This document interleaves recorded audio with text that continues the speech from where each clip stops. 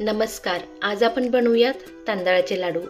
गणपती बाप्पाच्या नैवेद्यासाठी हा एक अतिशय सुंदर असा पदार्थ आहे.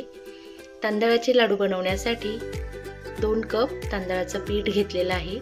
ते तुपावर छान परतून घ्यायचं आहे. साधारण 20 ते 25 मिनिट लागतात. मस्त परतून घ्या. यानंतर गॅस बंद करा. वेलचीची आपल्याला बारीक पूड करून घ्यायची आहे. एक मोठा नारळ बारीक खोवून घ्यायचा आहे.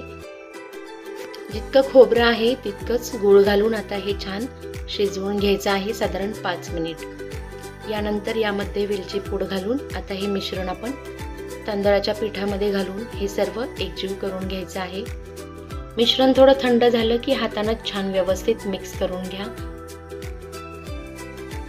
या पद्धतीचे लाडू कधी बनवले नसतील तर एकदा तरी नक्की ट्राय करा. हे पहा, छान आता व्यवस्थित मिक्स करून झालेलं आहे. आणि आता गरज लागली तरच आपण यामध्ये थोडीशी साखर पावडर वापरणार आहोत. यामध्ये साखर घातल्यामुळे अजून थोडासा गोडवा येतो. यामध्ये 2 चमचे तूप परत एकदा गरम करून घातलेलं आहे. आणि आता हे सर्व मिश्रण व्यवस्थित मिक्स करून घ्यायचं आहे. यामध्ये आता आपण दुधाची साय 2 चमचे आणि अगदी 2 चमचे दूध थोडं थोडं करत घालून हे लाडू छान वळवून घ्यायचे आहेत. हे पहा, मस्त लाडू तयार झालेले आहेत आणि अगदी कमीत कमी तुपामध्ये कमीत कमी वेळामध्ये मस्त असे मऊसूत लाडू तयार होतात. Thank you.